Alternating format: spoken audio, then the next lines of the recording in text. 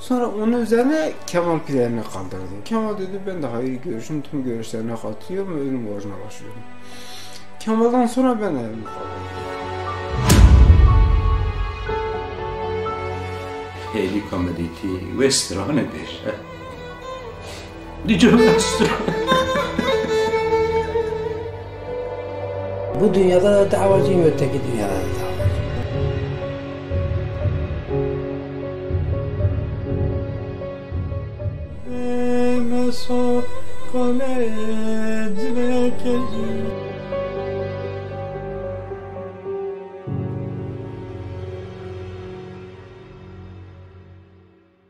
Diyarbakır cezaevinin zulmünü yaşamak, ölüm onun yanında ne ki? Tüy kadar hafiftir.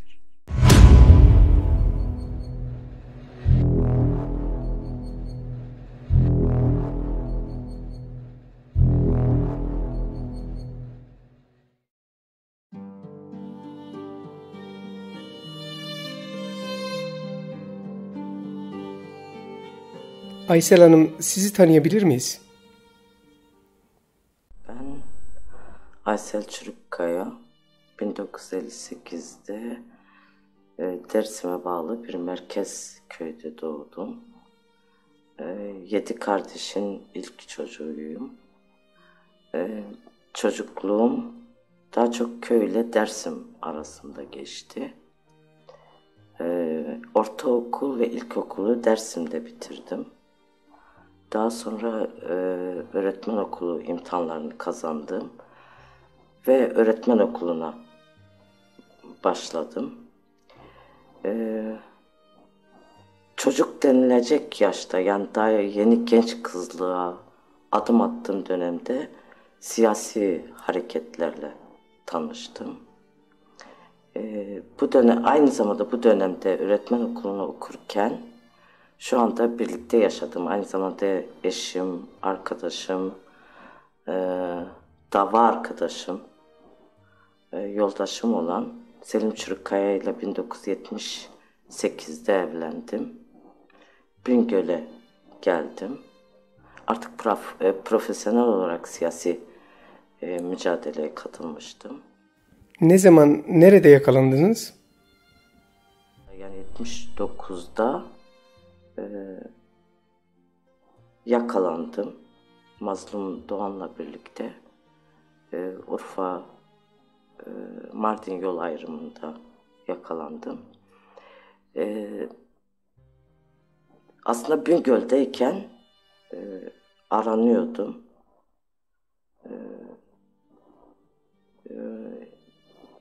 Daha sonra işte ileride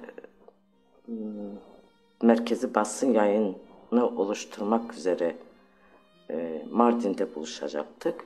Ve ben Urfa'ya gittim. Tabii açık kimliğimle değil, sahte bir kimlik bana hazırlamışlardı. Böyle uyduruk bir kimlik. Orada merkez toplantısı olmuştu. O zaman Cemil Bayık, Duran Kalkan, Yıldırım Merket ve bazılarını tanımadığım arkadaşlar. Urfa'da kaç gün kaldınız? Yanınızda kimler vardı? Nereye gidecektiniz? Nasıl yakalandınız? 4 gün Urfa'da kalmıştım. Sonra işte kimliğimin değişmesi gerekiyordu. İmalkarlıktan dolayı değiştirilmedi. Ve biz bir arabaya bindirildik. Tabii ben arabada önemli belgelerin olduğunu bilmiyordum. Bize dediler işte Cemil Bayık'la Durhan Kalkan bizim arabaya rehberlik edeceklerdi. Dediler bir evden Mazlum'u alacağız. Tabii ben anlamında Mazlum'u tanımıyorum. İsmini de söylemiyorlar. Sadece bir arkadaşı alacaklarını söylediler. Ve biz gittik. Arabayla o arkadaşı o evden aldık. Karanlıktı gece. Arkadaşı aldıktan sonra arabaya bindik. Fakat söylenen şeye de Turan Kalkan'la Cemil Bayık da bize kılavuzluk edecek. Herhangi bir tehlike olduğunda biz geri dönecektik. Sinyal vermeleri gerekiyordu. Sinyalde arabanın farlarını mı ışığını söndüreceklerdi. İşte biz gittik, arkadaşı aldık. Daha çok sonraları öğrendiğimde Mazlum Doğan olduğunu. Arkadaşı aldık, arabaya bindik. Urfa Mardin yol ayrımı üzerinde trafik ekipleri bizi durdurdular. Tabii şoför de Suruçlu bir arkadaş, bizim sempatizan. Ve bizi durdurdular. Ehliyet kontrolü yapacaklarını söylediler. Trafik ekipleri, 2 tane trafik polisi. İşte Mazlum önde oturuyor. Benle Yıldırım Merkit arkada oturuyoruz. Tabii her ihtimale karşı herhangi bir kontrolde ne cevaplar vereceğimizi daha önce etmiştik. İşte ben Yıldırım Merkit'in teyzesinin kızıydım. İşte ismim şudur falan denildi. Ben de onun ismini öğrendim. Öyle anlaşmıştık. Trafik polisleri bizi durdurduğunda işte önce ehliyet kontrolü dediler. Şoför dedi ki ben dedi az ileride yaptılar ehliyet kontrolümüzü. Dedi geçin, baktım biri dedi ki durun dedi. Durdu ve lambayı içeriye gezdirdi. İşte bize baktı, yanında bir bayan var, bir de bir işte ufak tefek bir adam yanında oturuyor. Dedi bu kimdir? Dedi teyzemin kızıdır. Tabii o an Yıldırım'ı dışarıya çıkardılar. Nerede sordularsa herhalde benim ismimi sordular. Teyzenin kızıysa ismini söyle. O benim ismimi yanlış vermişti öyle zannedersem. Halbuki ben defalarca demiştim benim ismim budur falan.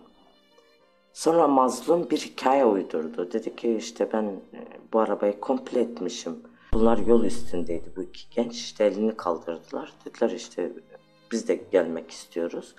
Ben de aldım. İşte bu arabayı ben komple etmişim. Herhalde öğrendiğime göre bu adam bu kızı kaçırmış. Şimdi tabii önce bir bana baktılar, Yıldırım'a baktılar. Sonra dediler ki yani bu bir hikaye, biz inanmıyoruz. İşte doğru söyleyin, ben de he dedim. Zaten Bingöl'den Urfa'ya gelirken de yani aslında benim sadece ismim Ayşe yapılmış. Fakat doğum tarihi bilmem ne olduğu gibi duruyor. O da ayrı bir hikaye. Ondan sonra yapınca şüphelenmeye başladılar.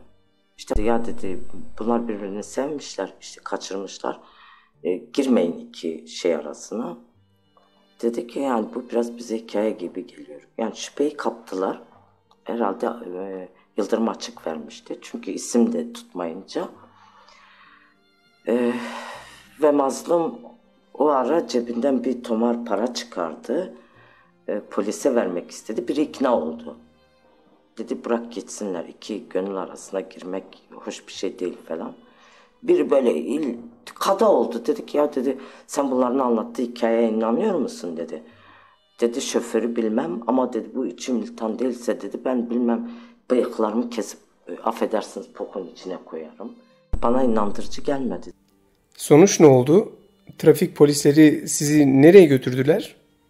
Dediler ki trafik polisliğine gideceğiz. Sizi amirimize götüreceğiz. Ve bizi arabalara koydular, götürdüler. Tabii o ara şoför Yıldırım'ı dışarı çıkarken şoför dedi ki dedi ya dedi abi yap da Mazlum'a dedi ben vurup gidelim. Mazlum dedi sakin ol dedi yırtarız dedi. Yani bir şey çıkmaz dedi. Ve bizi trafik amirliğine götürdüler. Tabii beni işte daha hiçbir arama yok. Ben trafik amirliğinin karşısına benle Yıldırım'ı götürdüler. Yani o zaman ben Kadir Merkit olarak yapıyordum. Getirdiler dedi kızım doğru söyle bu adam mı seni kaçırdı yoksa sen kendi rızanla? Ben dedim ben kendi rızamla kaçmışım. Kimliğimde de evli var. Evli yazıyor. Peki dedi sen evlisin, ben hikaye uyduruyorum işte. Beni zorla amcamın oğluna verdiler. Ben de işte okuldayken bu çocuğu seviyordum. Dolayısıyla işte şimdi kaçtım. O işin ilginç yanı yüzüğümde de Selim'in ismi yazıyor. Ben hemen yüzüğümü elimden çıkardım, cebime koydum. 3. bir isim. Yani maşallah ben 7 kocalı Hürmüz'e döndüm. Ondan sonra tabii Urfa'ya gelirken çarşaf giymiştim. Çünkü Bingöl'de aranıyordum. Çarşaf marşafları da görünce yani iyice şüphelenmeye başladılar. Tabii bizi bir odaya aldılar. Ve arabayı aramaya başladılar. Arabayı aramadan önce Yıldırım'ı aradılar. Üzerinde sahte pasaportlar çıktı. Sahte pasaportlar çıkınca dediler arabayı arayın. Ve arabayı aradılar. Tabii ben o zaman siyasi polislerin ne olduğunu bilmiyorum. O trafik polisliği de yeni tamir edilmiş. Ben zannediyorum oranın işçileridir. Baktım geliyorlar. Geldiler işte artık bizi araya aldılar. Alay etmeye başladılar. Tabii işlerinde onlara göre en zayıf nokta ben olduğum için önce bana yüklendiler. İşte tekme, tokat vurmaya başladılar. Mazlum oturduğu yerden üzerindeki belgeleri böyle sandalye var. Onun şeyine koymaya çalışıyor. Gayet sakin. Hiçbir şey vermiyor. Ve araba arandığında önemli belgelerin olduğu ortaya çıktı. Ve bunlar bana vurmaya başladılar. Bütün işte Mazlum da orada, Yıldırım da orada, o şoför de orada. İşte tabii ben daha önce hamile olduğumu bilmiyordum. Yani 2-3 ay biliyorsunuz kadınların günleri vardır. Ve yani şüpheleniyordum fakat tam emin değildim. Mesela polisin biri geldi tam böyle belimin ortasına bir tane tekme indirdi. Bende kanama başladı. Ve bunlar beni araya aldılar. Top gibi o ona atıyor, o ona atıyor. Ve söyle diyorlar. Mazlum Doğan, Yıldırım Merkit ve şoför Hacı o anda ne yapıyorlardı? Mazlum'la şoför bana bakıyorlar. Ve bir ara bizi böyle sıraya dizdiler. Mazlum'a ben dedim ki sizin yanınızda bana her şeyi yapabilirler. Metanet olun dedim. Dedi ki biz dayanmıyoruz. Ben dedim her şeyi yapabilirler. Dedi söz direnir misin? Ben dedim söz. Etkilenmeyin. Burada ne kadar kaldınız? O salonda mı beklettiler yoksa sizi başka bir yere mi götürdüler? Oradan beni aldılar ve dediler ki şimdi şu anda seni öyle bir yere götüreceğiz ki biz senin bütün vücudunda beyaz bir iz kalmayana kadar dövdüğümüzde sen ötmeye başlarsın. Ve beni oradan aldılar. Başka bir karakola götürdüler. Tabii işte gittim orada işte bana dediler seni biraz misafir edeceğiz. Ben o ifadede ısrar ediyorum.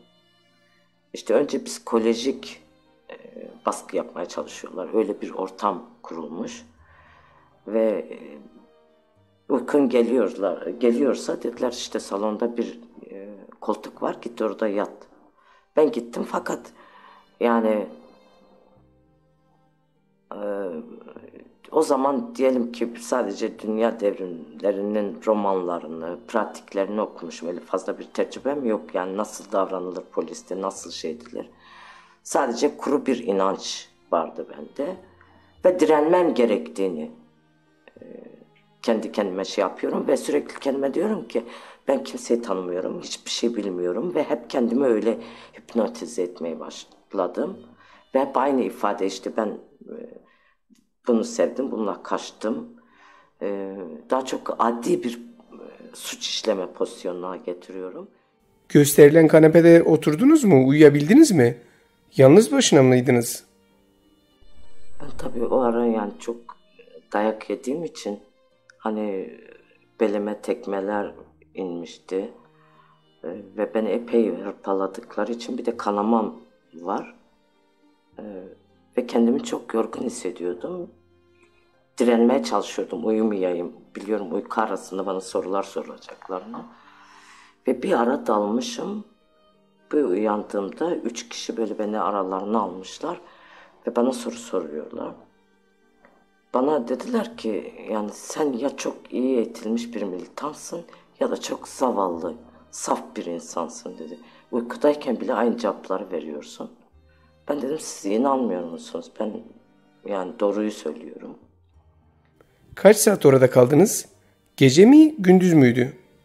Gece yarısını geçmişti. Saatin hangi saat olduğunu da bilmiyordum. Ağır sancılarım vardı. Ve dediler ki şimdi şunu Urfa'da meholar vardır. Bilmem işte böyle şey yapan insanlar dedi. Şimdi seni onun yanına atarsak öyle bir konuşursun ki. İşte beni bir hücreye attılar. Bir baktım böyle pala bıyıklı, göbekli, böyle gözleri fıldır fıldır dönen pis bir adam. Ve ben sırıtıyor, filmlerde o sahneleri görmüştüm. İşte tas kağıtlar var, baklavalar var önünde. Böyle tepsiye aldı, bana doğru geldi. Ve tabii beni içeri atarlarken işte şey söylediler, dediler istediğini yapabilirsin falan. Bu bıyıklarını böyle şey yapıyor, böyle çirkin bir tarzda bana doğru geldi. Ben dedim, bana bak dedim, ben öyle senin bildiklerinden değilim, uzak dur dedim, bunun sonu çok kötü olur dedim. Öyle biraz tehdit edince baktım, adam dedi ki sen benim anam bacımsın. Ha dedim, rahat dur. Yani öyle senin bildiğin mesele senin bildiğin gibi değil dedim. Ben siyasi bir insanım dedim. Ve adam ondan sonra uzak durdu. Urfalı M'nin hücresinde fazla kaldınız mı? Yoksa oradan sizi çıkardılar mı? Beni oradan çıkardılar. Böyle çok affedersiniz bokların, pisliklerin olduğu, farelerin cirit attığı bir yere beni götürdüler. Tabii her tarafım kan içinde. Ve ben bir ara tuvalete giderken işte böyle telden tuvaletin penceresi böyle tel örgüyle örülü ve kaçmayı düşündüm. Yani 3 kere teşebbüs ettim. Tekmeyi indirip kaçacağım. Hem bir taraftan takatim yok ve bir taraftan da diyorum ki ben kaçıp nereye gideceğim? Ne param var ne de buraları tanıyorum. Bir de yani o zaman duyduğuma göre Urfa'da meheler meşhurmuş. Dedim bu sefer gidip bunların eline düşeceğim ve başıma daha farklı şeyler geçecek. Ve tekrar geri geldim, oturdum. Urfa'da gözaltında kaç gün kaldınız? Oradan sizi nereye götürdüler? 4 gün Urfa'da kaldım ağrılarla, işte o halimle. Daha sonra bizi Diyarbakır'a getirdiler, arabalara koydular. Gözlerimizi kapattılar. Hilvan, Siverek'ten Diyarbakır'a doğru yol aldık. Önce bizi Diyarbakır Kurdoğlu'na götürdüler. Ve tabii Urfa'da bir yüzbaşı bana dedi ki, dedi şimdi sen burada ötmedin ama orada biz seni nasıl öttüreceğiz? Ve biz Diyarbakır Kurdoğlu'na geldiğimizde onların benim hakkımdaki kanı, işte ben kandırılmışım, suçsuzum diye beni cezaevine, o zaman bir nolu cezaevi vardı ve beni oraya götürdüler. İşte ben o cezaevine gittiğimde silah kaçakçılığından yatan, Fuş'tan gelen bayanlar vardı. Ve bir de eskiden benim öğretmen okulunda birlikte okuduğum, aynı zamanda PKK'li olan bir bayan vardı. Nurhayat Demirtaş. Şimdi o dönemde Nurhayat Demirtaş'ın hakkında bazı şüpheler vardı. Herhalde Mardin'de bir takım şeyler olmuş. Ve bu da polise mi yakalanmış, ne olmuş? Tabii ben oraya gittiğimde ben yani dedim tamam, bu sefer bizim şeyimiz çözüldü. Ve ben gittim. Bana hemen dedi ki sen filan kişilerle yakalanmışsın. Tabii ben inkar ettim. Dedim yani ben tanımıyorum kimle yakalandığımı. Yıldırım'ı da Kadir Merkit olarak söyledim. Ve bir hafta o cezaevinde kaldım. Bir daha gözaltına, sorguya götürmediler mi sizi? Ben sorguya götürülmeden önce o bayanı götürdüler. Bir gece sabahüstü geldi ve gelirken de bana dedi ki seni sordular. Ben dedim ki sen ne dedin? Dedi ben sadece demişim ki öğretmen okulunda okurken tanıyoruz. O da Dersimliydi. Tabii ben anladım yani bir şeyler olacağını. Ve ben o zaman bir nolu cezaevinde birçok PKK'li tutsak vardı. Başka siyasetlerden olanlar da vardı. Fakat siyasi tutuklu olarak PKK'li olarak o bayan vardı. Diğerleri de hep silah kaçakçılığı ve adi suçlardan yatan bayanlar vardı. Ve bir gece yarısı demir kapılar açıldı. İsmim okundu. Ayşe Öztürk diye. Ve ben gittim. Dediler ki hazırlan, seni deve geçidine sorguya götürüyoruz. Ben tabii deve geçidinin ne olduğunu bile bilmiyorum. Ve içeri geldim. O anda tabii bizimle erkekler arasında sadece demir parmaklıklar var. O zaman eskiden öğretmen okulunda tanıdığım Zeki Yılmaz vardı. Laz Zeki. Onu tanıyordum. Deve geçidinin ne olduğunu biliyor musun? Ben dedim hayır bilmiyorum. Dediler Amerikan siyah tipi bir işkence yeridir. Yani biraz bilgi verdiler bu işkence hanenin nasıl bir yer olduğunu. İşte biz şimdi direnmeye çalışacağız ve sen de gitmemeye çalış ve biz isyana geçiyoruz dedi. Ve de diren ama seni zorla götürürler ve şunu da söylediler. Eğer hani zorlanırsan çok aşırı şeyler yaparlarsa kendine ait olan şeyleri kabul et. Tabii ben orada işte kimlerle yakalandığımı söylemedim kimseye. Çünkü mazlumun da mazlum olduğunu bilmiyordum. Yani ben İbrahim Şönel olarak diye biliyordum. Yıldırım Merkit'e de Kadir Merkit olarak, Yıldırım Merkit'in amcasının oğlu diye şey yapıyorum. Şoförü de zaten şoför bilmiyorum. Sizi Diyarbakır cezaevinden zorla mı soruşturmaya götürdüler? Komutanlar, üst rütbeli subaylar vardı. Dedi ki hazırlandın mı? Ben dedim yani bir gece yarısı bir bayan olarak beni deve geçidinde ne işim olabilir? Eğer ben suçluysam beni savcının karşısına çıkarım, ben çıkmıyorum. Dedi ya çıkacaksın ya da biz seni nasıl çıkarmasını biliriz. Ben dedim ben çıkmıyorum. Bu durum karşısında ne yaptılar? Zor mu kullandılar? Kapılar açıldı. Beni koğuştan zorla saçlarımdan tutup sürükleyerek şeyden çıkarırken işte ben kahrolsun sömürgecilik dedim ve bütün cezaevi isyana geçti. Arabaya koyduklarında dediler ki bağlayın şu fahişenin gözlerini. Ve benim gözlerimi bağladılar. Tabii arabanın içindeyken bir sürü hakaretler yapıyorlar. Ben zaten sürekli kanama geçiriyorum. Ve beni götürdüler ama tabii ben yani deve geçidinin ne kadar bir zamanda gidileceğini bir şey etmiyorum ama tahminen o anki psikolojik durumum, yani bir bayan olarak başıma neler gelebileceklerini tahmin etmeye çalışıyorum. Ve kendi kendime de şey diyorum yani ben hiçbir şey bilmiyorum, hiç kimseyi tanımıyorum. Ne olursa olsun direneceğim diye kendimi şey yapmaya çalışıyorum. Ve biz ne kadar gittiğini yani tahminen böyle bana çok uzun bir süre geldi. Sanki böyle hiç geç 4-5 saatlik bir süreç içerisinde bizi şeye götürdüler, deve geçidine.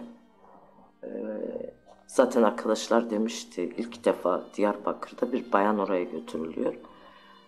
Artık sana başarılar dilemekten başka bir şeyimiz yok ama mümkün olduğu kadar biz direnişi devam ettireceğiz seni getirmeyenlere kadar. Tabii ve biz tabii benim gözlerim bağlı, sadece hissediyorum hislerimle nasıl bir yer olduğunu. 2 kişi kollarıma girmiş ve merdivenlerden beni bir kata çıkarıyorlar. Ve ben o kata gittim. Artık 3. kat mı, 2. kat mı orayı bilemiyorum. Fakat birkaç merdiven basamak üste çıktım ve beni bir odaya aldılar. Ellerim bağlı. Baktım biri bana böyle bir sesle, tok bir sesle fakat böyle yani üst rütbeli biri olduğu belli. Dedi ki Ayşe Hanım dedi bu gece bizim misafirimizsin. Seni burada ağırlayacağız. Yarın ifadeni alıp seni göndereceğiz dediler. Gözleriniz de bağlı mıydı? Nasıl bir yerde olduğunuzu biliyor muydunuz? Tabii benim gözlerim bağlı. Sadece hissediyorum. Hislerimle nasıl bir yer olduğunu. Tabii ben merdivenlerden, şurayı unutmamam gerekiyor. Merdivenlerden yukarı çıkarken sanki böyle öyle bir ortam var ki binlerce asker sana böyle saldırıyor ve sen çırılçıplak ölüyor. Öyle bir hissettim. Ve beni yukarı çıkardılar. Odaya oturttular. İşte bu gece misafirimiz olduğunu söylediler. Ondan sonra dedi gözlerini açsak kaçar mısın? Ben de dedim ki yani gözlerim bağlı, ellerim bağlı. Bildiğim kadarıyla bir askeri kışladayım. Ve ben suçlu değilim ki kaçayım. Suçlular kaçar. Ben bir suç işlemedim. Dedi nereden biliyorsun? Zeki birine benziyorsun. Ben dedim yani gözlerim kapalı, ellerim bağlı ama hissediyorum nerede olduğumu. Neyse gözlerimi açtılar. Ondan sonra ne oldu? Hep burada mı kaldınız yoksa başka yerlere mi götürdüler? Ve sonra dediler ki işte sana bir yatak hazırladık. Seni oraya alacağız. Tekrar gözlerimi bağladılar. İşte böyle daha kalın bir şeyle altına da pamuk koydular. Ve 2 kişi beni kollarımdan tuttu. Bir odaya götürdü. Odaya götürürken işte tahmin ettiğim kadarıyla tabi gözlerim bağlı. Ama tahmin ediyorum 2 katlı bir ranza. Ve tabi onlar benimle konuşunca ben ikide bir böyle şey yapıyorum, tanımaya çalışıyorum. Onlar yok işte gözlerini açma falan diyor. Bak karşıda sandalye var. Eğer yatamazsan uykun gelmezse sandalyede oturursun. Ve ben direniyorum, yatmamaya çalışıyorum. Artık niyetlerini anlamıştım. Ve ben bir bayanım. Önemli bazı şeylerin yakalandığını biliyorum. Ve bunlar bu noktada benim üzerime geleceklerini çok iyi tahmin edebiliyorum artık. Tabii onlar benim evli olduğumu iddia ediyorlar. Ben inkar ediyorum. Ve artık saatin ne kadar olduğunu tahmin edemiyorum. Yani herhalde gece yarısını geçmişti. İçeri girdiler. Ve ben hemen böyle oturdum üstüme. Ve bunlar benim ellerimi, kollarımı tuttular, bana tecavüz ettiler. Öyle bir çığlık attım ki o gün orada sesimi yitirdim. Ve artık ben onlara şunu söyledim. Belki şu anda ben sizin elinizdeyim. Ama asla benim beynimi satın alamazsınız. Ve şu saatten sonra bilsem de dahi dedim size hiçbir şey söylemeyeceğim. Ve gerçekten bir bayan olarak yani yakalanmadan önce veya bu mücadeleye katıldığımda düşmandan tuf beklemediğimi çok iyi biliyordum. Başıma her türlü şeylerin gelebileceğini de yani bilinçli olarak şey yapmıştım. Dolayısıyla o anki yaşadıklarımı tekrar yeniden anlatmak, yaşamak benim için çok zor. Yani bazı şeyler anlatılmaz. Sadece yaşanır. Ve ben onların yüzünü tırmıklamıştım. Sonra beni bir sandalyeye oturttular. Ve ben zannettim ki öyle bir yağmur yağıyor. Öyle bir yağmur yağıyor. Ve beni 10 katlı bir yani pencereden dışarı attılar. Ve ben sanki vaa diye bir ses benden çıktı. Tabii ben kendimi cimcikliyorum diyorum. Acaba gerçekten ben atıldım mı yoksa orada mıyım? Size başka ne gibi işkenceler yaptılar? O gün sabaha kadar bana işkence yaptılar. İşte artık beni dövüyorlar, sırtıma vuruyorlar, elimi büküyorlar, yüzüme, her yerime. Özellikle de kadınlık organlarıma. İşte biz seni öyle yapacağız ki sen artık PKK'ye eleman üretemeyecek bir hale geleceksin. Sabaha kadar bu işkence sürdü. En sonunda 2 kişi beni yerden sürükleyerek başka bir odaya betonun üstüne götürdü ve ben inliyorum. Baktım bir asker böyle başımda nöbet tutuyor ve ben o ara gözlerimi açtım Su istedim. Baktım ağlıyor. Ağlıyor, böyle şeylerini kapattı. Dedi, benden bir şey isteme dedi. Ben dedim ne olur beni tuvalete götür. Dedik ben seni götüremem dedi. Gidip sormam lazım. Şimdi benim amacım gidip su içmek. Ciğerlerim yanıyor. Ve ben geldi, beni 2 kişi böyle kolumdan tutu sürükleyerek götürüyorlar. Ben gittim, o kadar susamışım ki su içeceğim. Su yok, böyle kirli bir şey var. Ben tam ağzımı götürürken böyle biri arkadan benim burama vurdu ve ben şeye yamuldım, o lavabonun içine. İşte artık fahişe, orospu bilmem ne, işte şimdi de evli olduğunu inkar et. İşte sen evlisin, filan adamın karısısın. Dolayısıyla sadece ben hiçbir şey demiyordum. 4 gün deve geçidinde kaldım. İşte sürekli bana işkence yapıyorlardı. İşte böyle yine bir odaya beni aldılar. Ve beni çırılçıplak yapmışlar.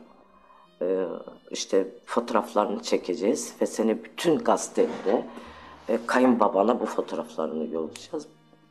Ben dedim yollayabilirsiniz. Yani ben şu anda sizin elinizdeyim ve tutukluyum. Şu anda siz hükmediyorsunuz. Benim başka bir şansım yok. Ondan sonra işte falakaya yatırdılar. Vuruyorlar bana. İşte söyle kim tanıyorsun, nedir, işte bilgi vereceksin. Ben dedim ben devrimci falan değilim. İşte ben evli olduğumu kabul ettim. Eşimin askerlikten dolayı arandığını, bu işlere karıştığını bilmiyorum. Biçiminde inkar ettim. Sonra dediler niye başta söylemedim? Ben dedim ki işte ben öyle yani okumuş bir insanım. Öyle her şeyi bilmeyen biri değilim. Gazeteleri okuyorum, televizyonları izliyorum.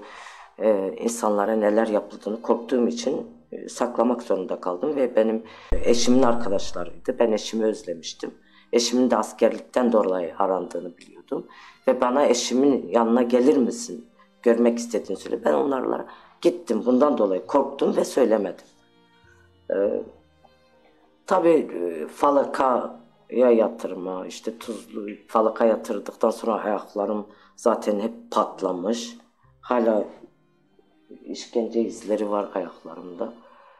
Kemiklerim çıkmış o parangaya koydukları için. İşte askıya astılar. Burada mesela izler vardı. Ondan sonra beni baş aşağı mesela ayaklarımdan baş aşağı asmaya başladılar. Velhasıl 4 gün yani o deve geçidinde kaldığım süreçte 4 gün bir sürü insanlık dışı, işte daha çok kadınlık gururumu, onurumu ayaklar altına alacak bir sürü hakaretlere maruz kaldım. Ve ben artık gerçekten şuurumu yitirmiştim. Çünkü çok ağır şeyler yaşadım. Dışarıdan cezaevinden bir haber alabiliyor muydunuz? Serbest bırakılmanız için uğraşanlar var mıydı? Cezaevinde isyan var. Dışarıda da o zaman eşim dışarıdaydı. İşte bu Mehdi Zana da belediye başkanıydı. Onları falan devreye koymuşlardı. İşte halk herhalde demiş eğer siz bu kadın, böyle bir kadın deve geçidindedir. Bu saatten sonra işkence yaparsanız biz Diyarbakır halkıyla karşınıza dikileceğiz. Ve birden beni apar topar deve geçidini 4 gün sonra alıp Kolordu komutanlığına getirdiler. Kolordu komutanlığında artık yani ne yürüyebiliyorum ne konuşabiliyorum. Sesimi de zaten orada kaybettim.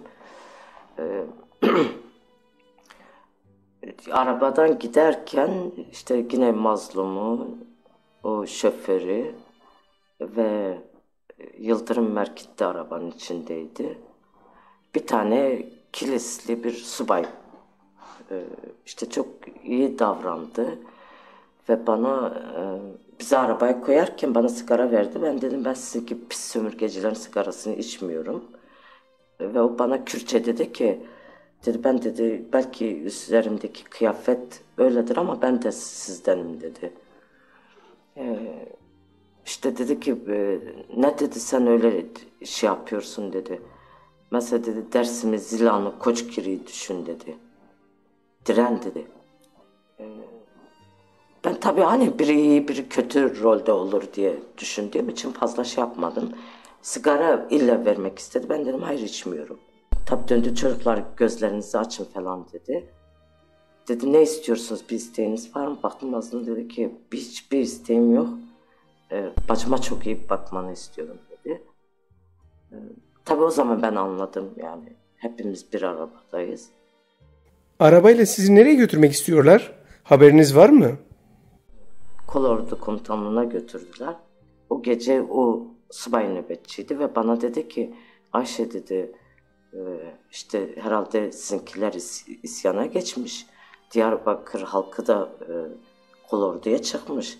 Dedi biraz şey yap dedi yani mesela rol yap dedi. Sen dedi o kadar işkence görmüşse hala şey gibi duruyorsun dedi. Tabii çenelerimi vurdukları için bu çene eklem kemiklerim de çıkmış da ağzım böyleydi.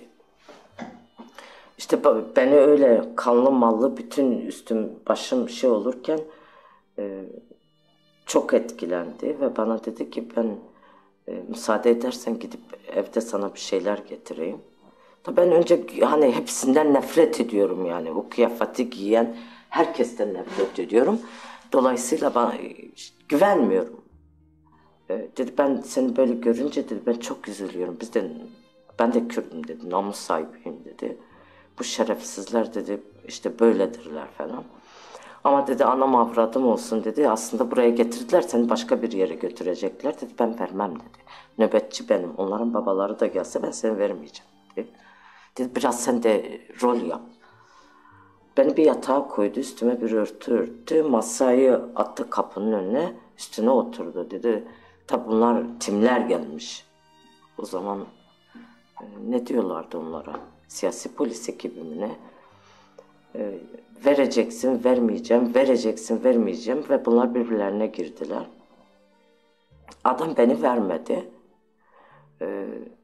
İşte hep o adam mesela tuvalete gittiğimde beni sırtına alırdı, tuvalete götürürdü. Derdi ihtiyacım bitti, kapıyı çal ben tekrar gelir seni alırım. Ve diyordu benden başka kimseyle tuvalete gitme. Ben işte üstümü değiştir. Ben dedim hayır değiştirmiyorum. Ve bir gün eve gitti. Bir baktım işte karısının elbiselerinden bana elbise getirmiş. Dedi sen her böyle çıktıkça ben çok utanıyorum dedi. Giyin lütfen bu elbiseleri giyin. Ben dedim hayır giymiyorum. Çünkü siz utanmazsınız diye giymeyeceğim dedim. Ve bana aramızda bir tartışma geçti. Dedi ki ben şimdiye kadar birçok bayan gördüm. Dedi sen bendeki bir şeyi yıktın. Ben zannediyordum ki kadınlar işte hani zayıftırlar. Yani şimdiye kadar direnen birisini görmedim. Ama ben sana saygı duyuyorum dedi. Sen bende bir şey yarattın dedi. Ve o adam o kadar iyi davranmasına rağmen ben yine de hiçbir zaman güvenmedim. İşte bir gün bir baktım bir pusula getirdi bana. İşte nasıl ifade vereceğimi. Mazlum'dan geliyor. Ben inanmadım. Şimdi tabii diyorum ki yani bu kadar tesadüf olamaz. Adam bana dedi ki güvenmiyoruz. Oku dedi bunu. Nasıl davranıyorsan kendin davran. Sonra da yakacağım dedi. Tabii benim o verdiğim şekilde bir ifade işte hani korktuğum için bunu sakladım. İşte eşim askerlikten dolayı aranıyordu. O ifadede direttim ve orada da bana artık işkence yapılmadı. Ama artık işkence yapılacak bir yerim kalmamıştı, sağlam bir yerim. Yatalaktım, ne yürüyebiliyordum, ne konuşabiliyordum, ne içebiliyordum, ne yiyebiliyordum. Kaç gün sonra sizi mahkemeye çıkardılar? Çıkarmadan önce orada ifademi aldılar. İşte bir üst kata beni götürdüler. İşte aynı ifadeleri veriyorum. Yani sonra da o sorguda verdiğim ifadeyi verdim. Ve baktım yumruklarla, tekmelerle tekrar bana vurmaya başlayınca baktım biri geldi dedi ki ne vuruyorsunuz dedi. Şahin demiş ki ne söylüyorsa öyle davranırsın. Ve öyle ondan sonra benim ifademi aldılar. İşte zorla bana bir şey imzalatmaya çalıştılar. Ben dedim ki okuyacağım ondan sonra imzalayacağım. Ve tekrar bana vurmaya başlayınca ben de böyle bir şey karaladım. Tabii gözlerim bağlı. Ondan sonra beni indirdiler tekrar aşağı. 17. gün biz Diyarbakır 7. Kolordu Mahkemesi'ne çıktık. Tabii çıkarken işte Mazlum var, Yıldırım var, o şoför var ve Mazlum %100 tahliye olacağını şey yapıyor. Bana diyor sen biraz yatarsın, çıkarsın. İşte nasıl ifademizi tekrar şey yaptık. Ve ben tabii o ara sordum dedim böyle pusula gönderdin mi dedi. Ben gönderdim, güvenebilirdim. Ben dedim, hiç güvenmedim. İşte biz mahkemeye gittik. Tabii mahkemede ilk ifademiz alındı. Bana dediler ki işte ifademi ben veriyorum. Direkt savcı bana dedi yani sen bunlarla aşk yapmaya mı çıktın, fahişelik yapmaya mı çıktın deyince ben bildim tutuklanacağımı. Ve tutuklandım. Hepimiz de tutuklandık. Tabii sahte kimliklerle. Ve bizi tekrar eskiden geldim o bir nolu cezaevine getirdiler. Ve getirdikten sonra ben artık 6 ay ne yedim, ne içtim, ne yürüyebildim. Akıl dengemi yitirdim. Çünkü çocuğumu kaybetmiştim. Ve 6 ay ben regl olmadım. Başınızdan geçenleri, size yapılan işkenceleri cezaevinde kimselere anlattınız mı? Kimseye anlatamıyorum bu olayı. Arkadaşlar mesela işte genellikle sorguya giden işte ne konuştuğunu, ne söylediğini, nasıl ifade verdiğini soruyorlardı. Ben hiç onlara bir şey anlatmadım. Dolayısıyla benim içimde bir yaraydı. Anlatamadım. Çünkü siyasi olarak bir kadın olarak bendim. Ve benim derdimi anlayacak, beni anlayacak hiçbir kimse yoktu. Aynı mentalitede de bir insan yoktu. Erkek arkadaşlarım bana soruyorlardı. Onlara da anlatamıyordum. Bunalıma girdim ve akıl dengemi yitirdim. Ta ki işte Urfa grubu yakalana kadar bu Rıza Altun'un nişanlısı vardı. Gönül Atay. Onunla birlikte birkaç bayan arkadaş yakalanmıştı. İşte biz kaç tane bayan vardıysak Dede Kadet'ten Siverekli 3-4 tane bayan yakalanmıştı. Ve ben yatalağım, gerçekten yürüyemiyorum. Ellerimi ve ayaklarımı kullanarak tuvalete gidebiliyorum. Bir yudum su içiyorum, kusuyorum ve yemek yemiyorum.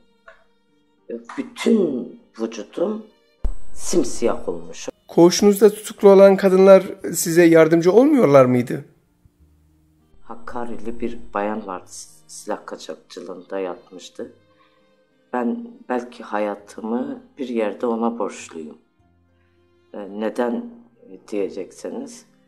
Ve ben yatalaktım, o benim ağzıma su damlatırdı, yemek suyu yapardı ve derdi ki sen yaşamalısın, ayağa kalkmalısın. Tabii ben ona içimdeki fırtınaları, içimdeki kopan şeyleri ona anlatamadım. Ve ben ona derdim ki sen bilmiyorsun ben neler yaşadığımı. Onun çocuğu da çocuk koğuşundaydı. Dolayısıyla aramızda demir parmaklıklar vardı. Ve arkadaşlar da hep bu çocuğu örgütlerdi. Yani işte annene söyle iyi baksın Aysel'e. Ama diğerleri gerçekten insanlıklarını yitirmişlerdi. Hiç kimseden bir yardım görmedim. Sadece o kadın bana yardım ediyordu. İşte daha sonra bizim arkadaşlar o Rıza'nın nişanlısıyla birlikte bir grup geldi. Ve hep erkek arkadaşlar bazen beni çağırırlardı. Ne yaptılar sana? Ne sordular?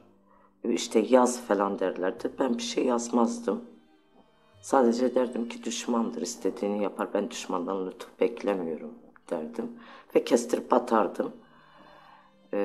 Ve yürüyemiyordum. Ayağa kalkamıyordum. Bütün vücudum simsiyah olmuştu. Aileniz tutuklandığınızı duymamış mıydı? Babanız ziyaretinize geldi mi? Yani epey bir zaman sonra ailem duymuştu. Babam görüşüme geldi. Ve ben babam artık insanları, kimseyi tanıyamıyordum. Bunalıma girince akıl dengemi yitirmeye başladım. Ve işte babam da beni arıyor. İşte kızım bu cezaevinde. Tabii bizimle erkekler arasında sadece bir demir parmaklıklar olduğu için, bir depo diye bir tutuklular çok olduğu için depo olarak kullanılan yere penceresi yok. Oraya da tutuklu koymuşlardı. Ve tikocular vardı, orada kalıyorlardı. Babamı görünce de işte amca sen kızın buradadır. Sizi babanızla görüştürdüler mi? Ne dedi veya ne yaptı babanız? Bizi salona çıkardılar ve babam arıyor hangisidir benim kızım. Arkadan biri dedi ki amca senin kızın odur dedi. Aysel bak odur dedi. Babam beni öyle görünce böyle demir parmaklıkları tutup bağırıyor. Ve diyor hayır olamaz, bu benim kızım olamaz. Siz ne yaptınız benim kızıma diyor. Ve diyor amca odur, bir tutuklu şey yapıyor. Sonra baktım babam işte diyor kızım neye utanıyorsun, ne boyun ne yiyorsun, işte ben seninle gurur duyuyorum, kafanı kaldır. Ne yaptılar sana? Ben sadece böyle donuk gözlerle babama bakmışım ve babam tabii büyük bir ağıt yakıyor ve ağlıyor, dizlerine vuruyor. Babamı çıkarıyorlar dışarıya. Sonra öğreniyorum erkek arkadaşlar, işte o bayan arkadaşlara diyorlar ya bir bunu çözün, bunun bir sorunu var ama bize anlatmıyorlar. İçimdeki yaşadıklarım, kopan fırtınaları, yaşadıklarımı birileriyle paylaşmak istiyorum ama beni anlayan, benim duygularımı paylaşabilen birini bulamıyorum. Tabii onlar kendi hayat hikayelerini işte sorguda geçirdikleri aşamaları anlatırken ben de anlatıyorum ve ağlamaya başlıyorum. Ve ben kendime gelmeye başladım. Gerçekten bir nolu cezaevinden ta 5 nolu, o zaman 5 nolu o cezaevine gidene kadar hep yatalak, bitkisel bir hayat yaşadım. Ne doktora beni götürüyorlar, ne bir kontrole götürüyorlar. Ve sürekli öyle bitkisel bir hayata girdim. En sonunda tekrar cezaevinde, o zaman Selim de yakalanıp 80'de yakalanıp cezaevine getirilmişti. Tekrar cezaevi bir direnişe geçti. Dışarıda da ailem doktorlarla etti ve bir tane bayan kadın doktor cezaevine getirdi.